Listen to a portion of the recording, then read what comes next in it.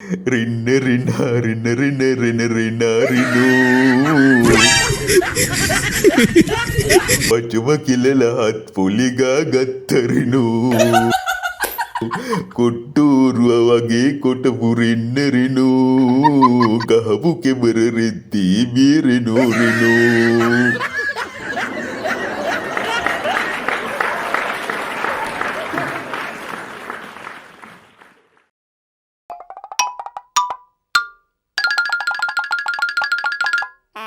යාළුවනේ අපේ හිතවත් ජොලි සීයට අප ලැබීම ඔබ මේ වෙනකොටත් දන්නවා.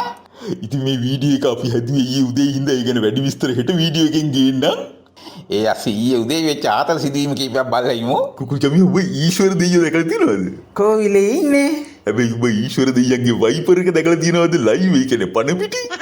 ඈ අමුතිදාධිකාරී ඊශ්වර දෙයියන්ගේ වයිප් මම අතරින්නේ අනුකුමාර වංචාවෙන් රට අරගෙන මුළු කන්ටේ රට අරගෙන මට ප්‍රශ්නේ තියෙන්නේ ඊශ්වර දෙයිය මේ උන්දත් එක කොහොම ඉන්නවද කියන එක. මේ කියන විදිහට කොටේ ජොලිසියට ජාත්‍යන්තර සම්බන්ධතා විතරක් නෙමෙයි සදෙව් ලෝකෙත් එක්කත් සම්බන්ධතා තිබිලා තියෙනවා. මම හිතේ කාරි සදෙව් ලෝක පණිවිඩය වෙන්න මේ. අපේ අන්බ්‍රේකට ඔන්න ලීසි වෙන්නේ නැහැ. බලන්න එයා සැරටම ඇමතුවා. කාරි අයියේ ඊශ්වර දෙයියොත් ඔතන ඉන්නවයි. ඊශ්වර දෙයියෙක් කොහෙද බං මෙතන? දෙයියෝ ගූ කේස් වලට ඉන්නේ නැව. ගූකේස් කිව්වා මට මතක් වුණේ කොට උඩ අයියේ අයි කක්කියත්තගේ ආරක්ෂාව ඉවත් කරලා තියෙන්නේ. හොඳ වැඩේ. ඇයි මම මිස්ටර් කක්කි Tamanට ජීවිත තර්ජනයක් තියනවා කියලානේ පොලිස් ආරක්ෂාව ඉල්ලන්නේ නැත්තේ. හැබැයි ඉතින් දැන් බලන් ගියාම බලපන් බුවා YouTube කරනට වඩා හිත දියුණු කරලා අනාගත වාක්‍ය කියනත් පටන් ගන්නන්නේ. ඒ කියන්නේ කක්කිට සියල්ල දිවසින් පේන්න ගන්න වෙයි. ඕනෝක තමයි ප්‍රශ්නේ. දිවසින් පේන්න ගත්ත හිතන්නේ මං ටක්කෙට ජොලිසිය ඇතුළට යනවා හැප නැහැ කියලා කිව්වේ. එතකොට පොලිස් ආරක්ෂාව අවශ්‍ය නැහැ. එච්චර දියුණු මනසක් තියන අයට කියලා පොලිසිය හිතන්නේ නැහැ. පිස්සෝ වාඩි කර. දිවසින් පෙවුන්නේ නැද්ද දන්නේ ගොන් කතා කිව්වොත් පොලිස් ආරක්ෂාව ඉවත් වෙනවා කියලා. ඕඩයක් අයියෝ කාරි මේ පැත්ත ගියත් පචම කෙලින බොරු ටීවී එක ඔන්න ආයිත් නාලා වැල නැති වෙන්න. ඊවගේ අපේ හරිනියක්ක මහරයා ගියාලු ජොලිසිය බලන්න. අර මොඩය දන්නේ. කට ඇරියොත් බොරු කියන්නේ. ඒක බොරුද කොට උඩ අයියේ. බොරු ටීවී නෙවන් අපි ඒ කියනවා පචම කෙලින අර්ථයෙන් ගන්න ඕනේ. රින්න රින්න රින්න රින්න රින්න රින්න රිනෝ පචුම කිලලහත් පොලිගා ගත්තරිනෝ කොට්ටෝරුව වගේ කොටපු රින්න රිනෝ ගහපු කෙබර රෙද්දී බීරෙනෝ රිනෝ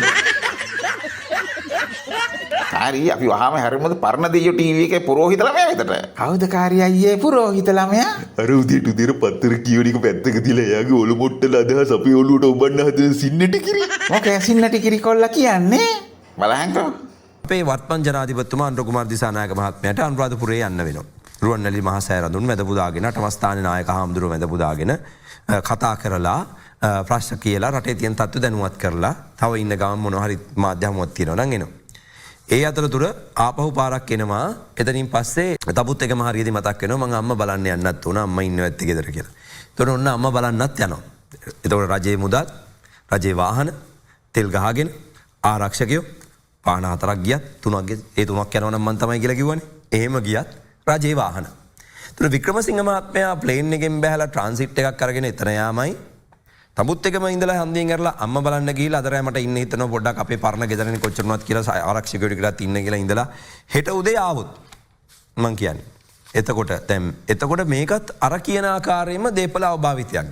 අයියෝ සින්න ටිකේට තේරෙන්නේ නැතිදී අපි කියලා දෙමුනේ කොටේ. එහෙනම් අහගන්න.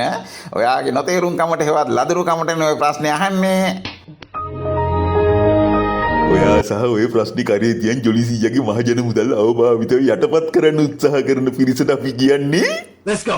අපේ අනුර සහෝදරය අම්මා බලන්න ගිහින් හරි අනිත් සහෝදරවරු මලගෙවල් වල ගිහින් හරි මහජන මුදල් අවභාවිතා වෙලා තියෙනවද කියලා ඉස්සලා හොයලා බලන්නකෝ. උසාවියට ඉදිරිපත් කරන්නකෝ. අපේ දිලීප පීරිස් නීතිඥතුමා කිව්වනේ ඉතින් එහෙම පැමිණිලා කවවත් අපි විභාග කරනවා කියලා. අපි එහෙනම් ඉදිරිපත් කරන්න අනුර සහෝදරය අම්මා බලන්න තමුත් ඒකම ගියේ වියදම් ටික ඔන්න අහගන්න. තමුත් ඒකම අම්මා ඉන්න ස්ථානයට අනුරාධපුරෙන් හැරලා යන වාහන වල රුපියල් ලක්ෂ 59යි. ජනාධිපතිනි ඉතින් ගෙදර ඉන්න බෑනේ. ඒ නිසා හෝටල් වල නවතින්න වෙනවට ගාස්තු සහ නවාතැන් සඳහා රුපියල් ලක්ෂ 50යි. වැසිකිලි කැසිකිලි සඳහා රුපියල් ලක්ෂ 27යි. ඒ රටේ වැසිකිලි කැසිකිලි යනවට වෙනම ගෙවන්න ඕනේ. එහෙමයි බං.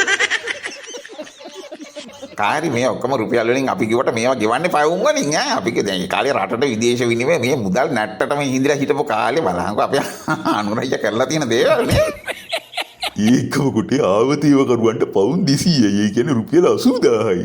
මම හිතේ ටිප් එක වෙන්න තමුත් එක මේ ලංකාවේ නෙමෙයි මේ තමුත් එක ගණන් ඉතින් මේ වගේ රුපියල් 50 100 ටිප් එක දෙන්න බෑනේ. ඉතින් වේටර් කෙනෙකුට මම හිතේ රුපියල් 5000ක්වත් ටිප් එක දෙන්න ඕනේ.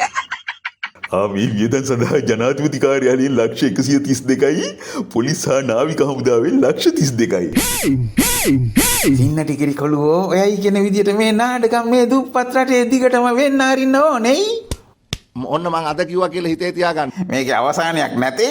ඇයි බං අර ප්‍රේමපාල බොගවත්ත කියන්නේ ජනාධිපතිට පුද්ගලික සංචාරයි නිල සංචාරයි කියලා දෙකක් නෑ කියලා? එහෙනම් බොගවත්තට අපි කියන්න කැමතියි කවුරුණත් ජනතා මුදල් හිතුමනාපේ අවභාවිතා කරන යෝගය අපි අවසන් කරා කියලා.